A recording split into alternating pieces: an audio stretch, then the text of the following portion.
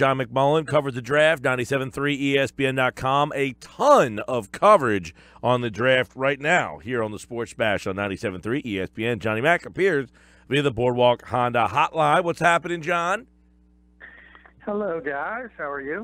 We're doing well, though. The last time we talked, the Eagles had yet to make a pick. They traded out of the first round. But then on Saturday night or Friday night, when the second round and third round of the draft happened, the Eagles made a little bit of noise first with David Akers getting the place pretty wound up, and then trading up ahead of Dallas to take their namesake and taking Dallas Goedert, the tight end there. Give us a little of your thoughts on that. You wrote a piece about adding him to this roster. Yeah, I mean, he's a talented kid. It's going to be interesting to see what the Eagles do in this type of situation because he projects to be a very, very similar player to what Zach Ertz is. Now, I don't know if he'll ever be that good, but he's a very lengthy tight end. He's a detached guy. He's not going to block anybody. So in a lot of ways, I've called this a luxury draft for the Eagles. And I think that's true as you look up and down the board. They only had 5 selections, but only one really, I think, has even an opportunity to have much of an impact this season. And it's not Dallas Goedert because ultimately this is not a video game. If you're going to put 2 tight ends on the field, somebody's got to block.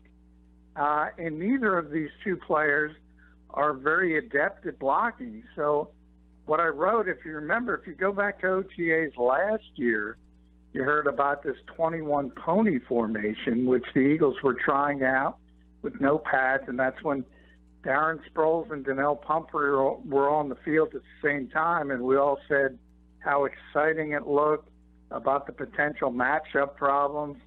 And then the pads got on, and you realized, well, we can't do that. So I think you're going to see a similar situation this year in OTAs. You're going to see a lot of 12 Tiger personnel with the 2 tight ends with Zach Ertz and Dallas Goedert, and it's going to look really, really good. And then when the pads come on, Doug Peterson is going to say, I don't want to get my quarterback with the knee brace killed, so I don't think I'm going to use this very often. Well, he's a guy who obviously many people thought, John, that the Cowboys were targeting right in that spot, and the Eagles jumped over them at the last minute there to get that. Is your feeling that they made that trade because they felt that the Cowboys were going to make that pick? Yeah, no question. I mean, remember the story broke earlier in that day that Jason Witten was likely going to retire to go into the television booth.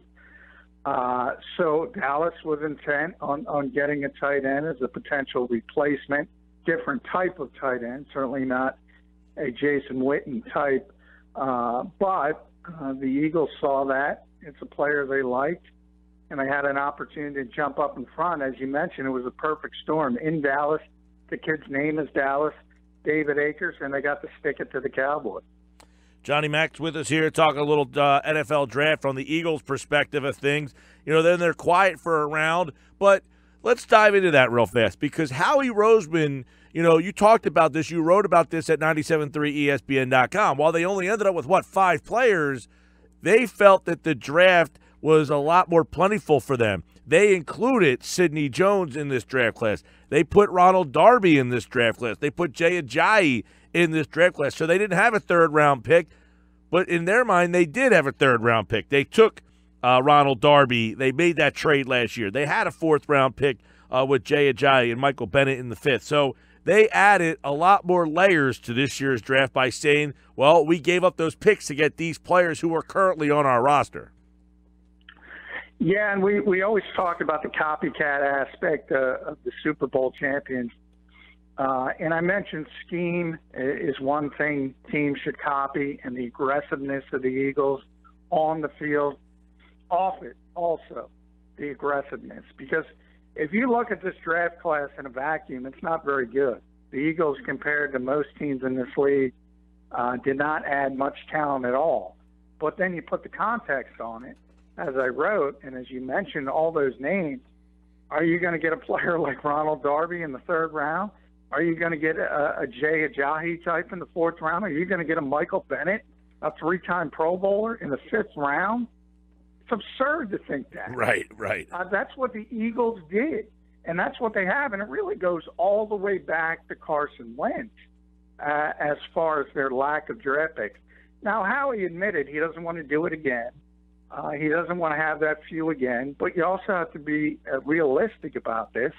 And I said this draft class has already been validated. Nobody else's has, but the Eagles has, and it was back in February. They won the Super Bowl. So when they selected Dallas Goedert in the 2nd round after not having a 1st-round pick and trading out, and, oh, by the way, by doing that, they had money to re-sign Darren Sproles. If you look at that clip online, what's next to Howie Roseman on the desk? It's the Lombardi Trophy. And that's the result of their aggressiveness.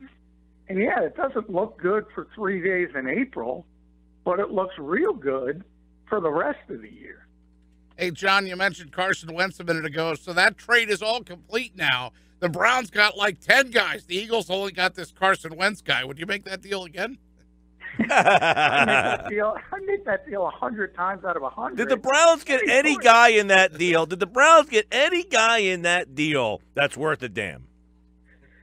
Yeah, I mean, they got some talent.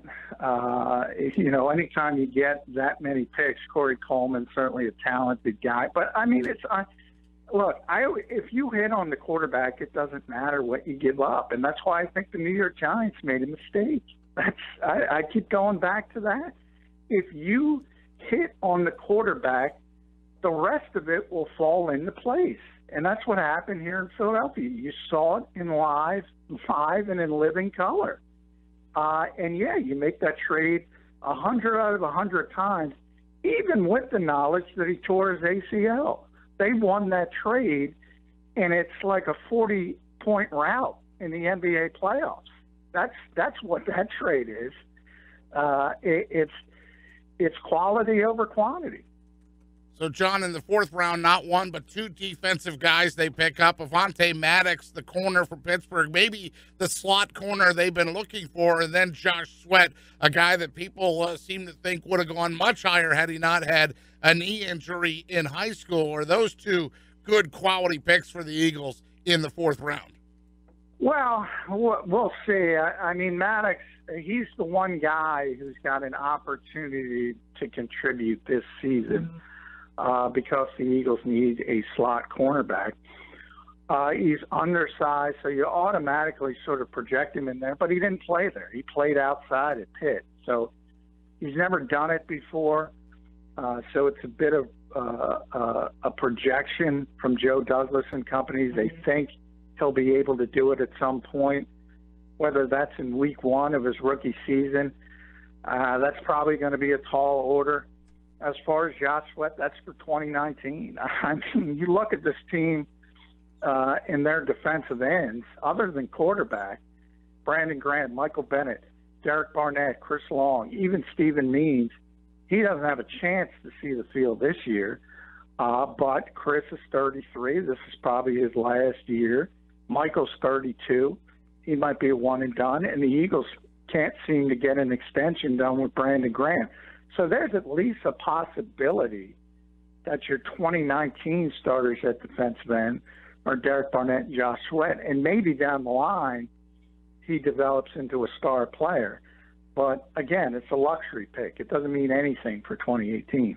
So, Maddox, I just want to follow up with him. I mean, a lot of young corners try to, not fib on their resume, but they try to beef up their skills and say, I can run with the wide out, but I can hit him too. But we've seen a lot of corners come through, Asante Samuel I'm thinking of, that really don't like to tackle. Is Maddox at least he may be undersized, but can he bring the boom? Well, yeah, in theory they say that.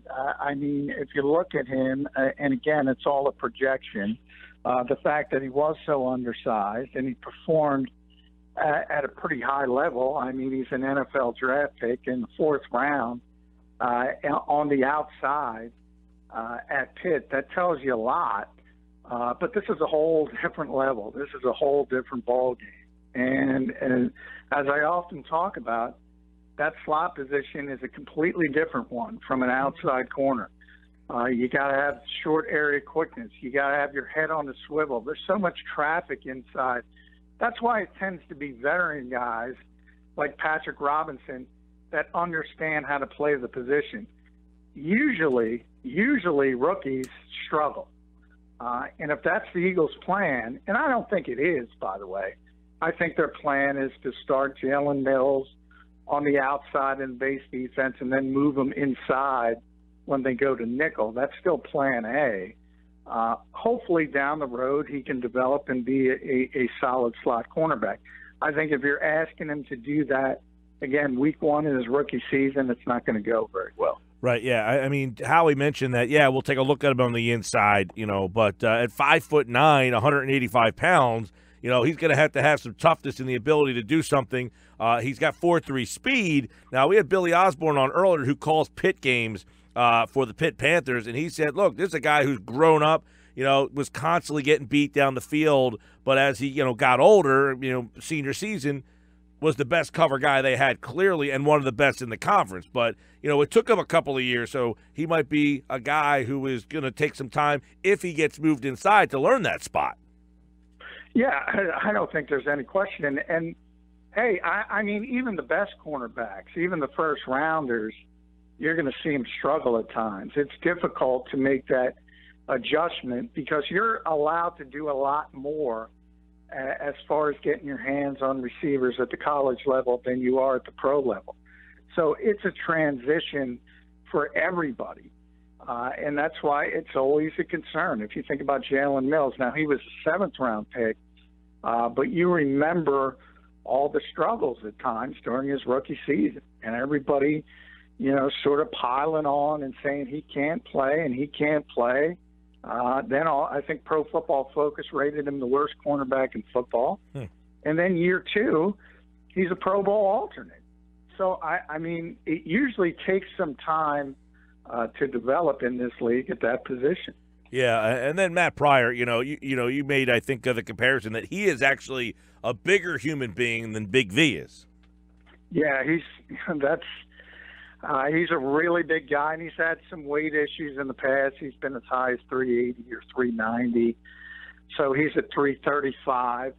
And it seems like, at least from what Joe Douglas and the way he was talking, the Eagles project him at guard as sort of a Brandon Brooks type, just a massive road grader. He's even taller than that, though. So it'll be interesting, but he's another developmental prospect. He's certainly not going to be asked to help this year, and that's why I call this a luxury draft. Jordan Mailata, literally, nothing more developmental than this. Next when guy. they made this pick, John, I thought it was one of those charitable things or something that was like a promotion that they were running. They introduce him as this guy's never played it down a football. He's never taken a snap, and I figured it was a nice sentimental type of thing. Nope, the Eagles were drafting Jordan Mailata. Now, here's a guy who played Australian rules football. Number one. Was it, when you only get 5 total picks in the draft, is it worth taking a flyer on a guy that seems like a complete long shot like that? That's number one. Number two, do you see, from his video, I mean, it's apparently they saw his YouTube videos and said, all right, we'll take a shot on this guy, but they're going to play him on the offensive line. Is that a position, when you watch this guy, that you would start him out at first? Well, and I actually asked him that on the conference call. It's not up to him. They sort of have this international panel that tries to find athletes from other countries that make a projection to the NFL. And they told him he was going to be an offensive tackle. And by the way, the Eagles not only picked him, they traded up 17 spots to get him. And there were 8 teams who worked him out. So Philadelphia wasn't the only one interested. He's 6'8", he's 350, he's got 35.5-inch long arms, and he's got 10% body fat. So if you sort of went to Hollywood and told him to cast a left tackle, they'd come back with this guy, just looks-wise. But let's be honest. Look, I mean, if it were that easy every Olympic sprinter would be making millions of dollars as a wide receiver in the NFL. And Mark Henry, he'd be the best nose tackle in the history of football. There's more to it than just being athletic and strong and big. There's technique, and he is the longest of long shots, and that, again, plays into my luxury theme. This was a complete luxury draft for the Philadelphia Eagles. And they got some are more legitimate prospects like Josh Sweat. This kid is a long shot, but if he hits, you got something special. And they felt they had the opportunity to roll the dice because they're so deep. John, Mike, and Ryan and I talked about this on the golf course today, that LeGarrette Blount's gone. If you need 1 yard at the goal line, this could be your guy, like a la refrigerator pair. I mean, if you needed a yard, wouldn't this, especially if you look at the rugby video, if you needed to run over somebody, wouldn't this be the guy? Yeah, I don't know. Also look at the rugby video and see the size of the people chasing them. They weren't NFL players. Let's put it that way. It was like when Ben Simmons was dunking Played on against all the Australian men's league guys. Yeah, that's true. Good. So that's number one. Touche. Number two, we talk about, hey, if you have 3rd and 1 and you need somebody to plug it in, you might go to Josh Adams. Forget about him. He's an undrafted free agent the Eagles signed, and I think if he was taken in the 4th round, where Maddox was or Sweat was, the Eagles fans would have been thrilled. There's a guy that got value with who didn't get drafted for $51,000. So no, I don't expect Mailata to get the football, either catching it or running it. I expect him to try to make the practice squad at best. And if he's able to do that, he's got a year to develop, and that's the best hope for that pick. John, so overall, Howie mentioned that they included these other guys into their draft, including Sidney Jones. So the draft, it's hard this year. They're drafting 32nd. They filled some needs. They got the tight end. They added some linemen. They did what they needed to do. But for the most part, people thought running back. They did not end up getting the running back in the draft. Now, they signed some in undrafted free agency, but give us your thoughts on Sproles and the timing of all that. Did that have to do with them not finding a running back they really liked, or did they anticipate bringing Sproles back regardless? Well, I can tell you Doug Peterson wanted him back. There's no question about that.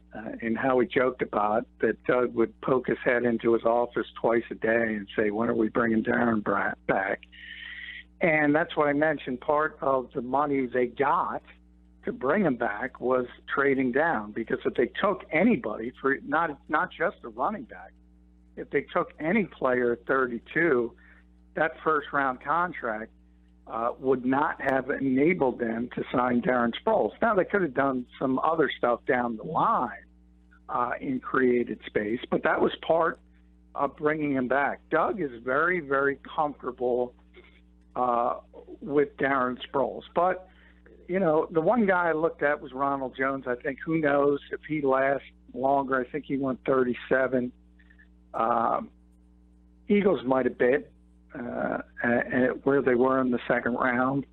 And if that's the case, no, they're probably not bringing Darren Sproles back. But I can tell you the head coach wanted him. No question about that. John, since we're talking the running back position, did you put your Columbo hat on and get to the bottom of the Darius Geis altercation? Did that happen? Did you go look at the secret? That was a weird story. Did you go look at the secret video to find out what happened? And it was almost like Howie was like giving there was nothing that happened in Philadelphia. Yeah, and then he got angry when we pressed him, because it certainly sounded like a semantics defense. That it didn't happen in Philadelphia, but it happened elsewhere. The scuttlebutt around the league is he yelled at Deuce Staley, which is a weird guy to yell at, because Deuce probably would have killed him. But I don't know. The Eagles insist it didn't happen. It never happened. In all their years, Doug Peterson said it as well. He's never seen a player yell at his coach. But something went on, and it's not just the Eagles. Because there were a lot of teams in this league that had meetings with Darius Geis, and they were turned off by them. The word I kept hearing was immaturity.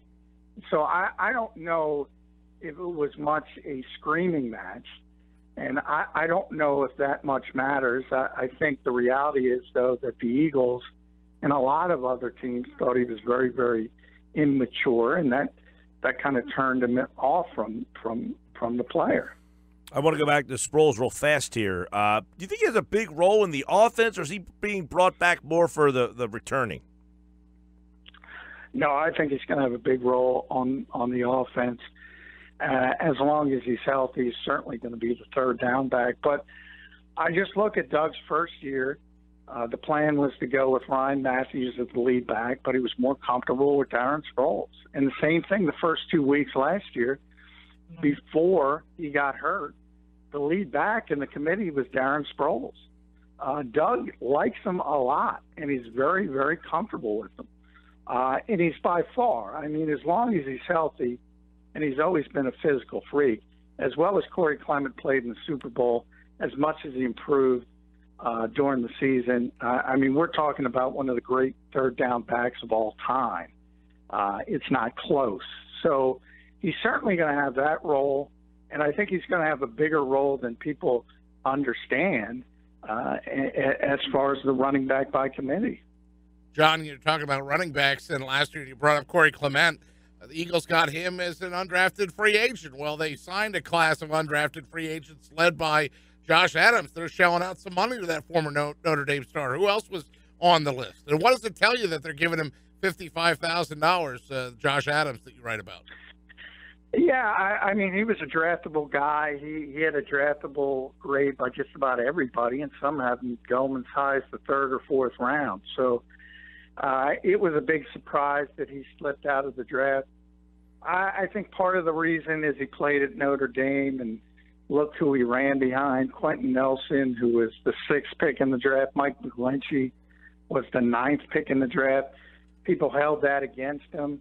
But guess what? He's coming here. They got a pretty good offensive line. So he's a big back, and when he gets going, he can be tough to deal with. Very good signing. I think, as I said, you can make an argument. If you take this kid in the 4th round, Eagles fans are probably happier than taking Maddox. That's, he was in a Heisman Trophy race till he had sort of a late season slump, and he's a local kid. He went to Central Bucks South, so it is a low risk, high reward signing, very similar to Cory Clement, because some of the knocks, if you think about how Wisconsin plays, same way Notre Dame plays, they run the football, big offensive line. They don't ask him to pass receive. They don't ask him to pass block. And he's going to have to learn that stuff. But as far as a big back who can run, Josh Adams could help the Eagles. By the way, watching video of Mulatto behind us here, I'm telling you, he looks like he should play fullback, man. He's 6'8" with speed. I mean, you're wasting a guy. I mean, he's running guys over. He's pulling away from them there. And by the way, Mainland. I don't know. I don't know how many guys are running 4.4s in the lower rugby league. He's not even in the good rugby league in Australia. So I wouldn't take that too seriously. All right. By the way, as John writes at 97.3 ESPN, Mainland grad Mike Bradway, who was working in the Eagles front office, he is heading to the Kansas City Chiefs. And that is a guy who was, his father was a GM in the league, and he's a guy who, some people think, has good scouting eye. Howie went out of his way to give Mike Bradway credit on finding the tight end. Yeah, he was a Midwest scout, and he already lives in Kansas City. His dad worked in the Chiefs personnel department for years, so it makes a lot of sense that he would go back there. And obviously he and Brett Beach, who was the GM, he used to be an Eagle scout, and he obviously familiar with this organization. And it's a promotion, so that's how it works. Anthony Patch and Ian Cunningham were ahead of him here. So that's kind of what happens in this league when you're ready to take a step up, and if there's not room, you got to go to another organization. Johnny Mac, by the way, he writes at 97.3 ESPN, you'll like this, Pete, the Eagles should have considered a punter. If they were drafting all these guys, yes, they John. should have gone punter. Read that at 97.3ESPN.com. All right, John, we will talk some more football tomorrow, pal. All right, thanks, guys.